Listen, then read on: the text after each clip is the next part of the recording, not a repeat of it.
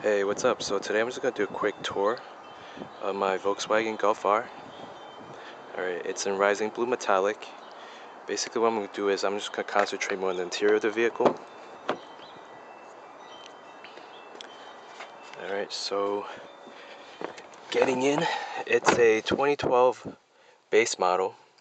So when I say base model, it's if you guys have seen, I'm pretty sure everyone has seen the Mark 6 interior for GTI Autobahn Edition. The R is the same thing, minus a few features. If I went for the base, I'm missing the dyno audio system, the KESI, keyless entry, the 315 navigation, and also the sunroof. My sunroof does have a black headliner, so I definitely appreciate that. But I'm just going to concentrate more, I guess, on the modifications I've done to the interior for the past 2 years. So starting off, flat bottom steering wheel. I have the European light switch. So it has 3 settings, 4, but I don't have the rear fogs installed. So off and then on bi-xenons. I do recommend bi-xenons for everyone who's deciding whether or not to go for these halogens or the HIDs. So bi-xenons all the way. And in the middle would be parking lights. So the bi-xenons won't be on. What will be on are the city lights if you have them coded and installed, and also the daytime running lights and also the tail lamps. Moving on top, I have the boost gauge from New South. I decided to go for the analog boost gauge versus the digital P3 boost gauge, which costed a lot more. This car, well, the boost gauge goes up to 30 psi, in which I've never ran to that high boost. What else? The windows are tinted 20% all the way. I decided to go against the sun strip. And right there is my dash camera. I'm running one in the front and also in the rear. So the one in the back turns on when the vehicle is on, and the one in the front turns on. Well, it's automatic. It's running 24/7. So if someone were to tap my vehicle or hit my bumper, hopefully this thing would record. I've never had that happen yet, but it has its motion detector enabled. So if people were to just walk by the vehicle in the front, it turns on. What else? Let's see. So basically, I was running diagnostics on the vehicle. So I decided to do a video of the car.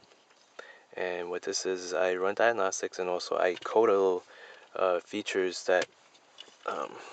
Well, to start off, I have this key fob right here. If you press unlock and hold, the windows will come down, and vice versa. If you press and hold the lock, it'll come up. I'm running WeatherTech wind deflectors, and also WeatherTech floor mats, in which they do come in handy. LEDs all around. If you could see, I have blue footwell lights. It matches the car really well, and also LEDs all around. What else? Okay, so moving on, I have a stock navigation system that I upgraded afterwards because I had the radio RCD 510. It did not have the video input, so what I had to do was I had to upgrade to the RNS 510, which included navigation, 40 gig hard drive, and all that. But the most importantly, I purchased this unit itself for the backup camera in the back. So the backup camera is actually hidden within the VW latch, and once you put the vehicle in reverse, it'll flip up, I guess, and reveal a hidden reverse camera. Right here I have a aftermarket shift knob. It is weighted, so it's about 560 gram or so. It's from a company in Canada. I have the Diesel Geek short shifter. So this, made it with the Diesel Geek, is I would say it's a pretty good combo. Makes shifting a lot more smoother. And also a lot more feel, direct contact, because the stock shifter was a bit sloppy in my opinion. So moving up here on the top right is a USB charger from a company called Apex, I believe. And I got this because it matches the interior really well, and also it looks stock, and it also frees up the 12 volt above for, I guess, your detector or whatever you're running. I also have, let's see, the European Cup Holder sliding console. I think this is a lot more, it looks a lot nicer, it's more classy, versus the open cup holder for all the GTIs and Rs. What else? I think that's about it. It's a 2-door base model, so I'm only running 2 doors. No one really sits in the back. Excuse the floor seat cushions. Like I said, black headliner. I am running seat covers. It's neoprene. It's form-fitting. I think it was waterproof too. Yeah, it's waterproof, but the main reason I got them was just to keep the leather seats pretty clean. And also for passengers or for myself who keeps keys in their pockets, in the back pockets, from kind of cutting the leather if you're forgetful or something like that.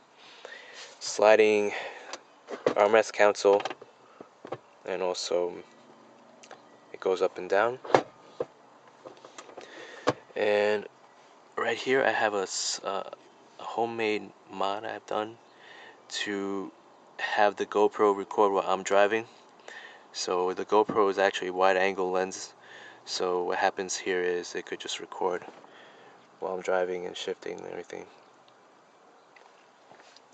Other small things I've done is, if you can see here, the golfr seat inserts. Those are pretty cheap. And I think that's about it. I have this thing right here. It's a really good mount. It's from iAudi. I like this mount a lot because it doesn't rattle. I guess the last thing for me to do is just show you guys how the stay tuned for the gauge sweep. I like that a lot. I don't know why. So the last thing I'm going to do is show you guys how the reverse camera works. So after the unit loads, what I have to do is put the car into reverse. If you heard that, that was the latch opening, and the camera actually shows up. Guidelines are from the camera itself. And again, this for the 510 unit for the RNS. That's the only unit. Well, the RNS 315 does it as well. So looking back, I think I would have saved a lot more money if I went for the sunroof and navigation package. But I do like the feel of turning the keys myself, and I don't really need any. I wasn't looking for the sunroof, so I guess, that's that. So I put the car back into neutral, and after a while the latch closes, and there goes your regular. But thanks for watching. All right.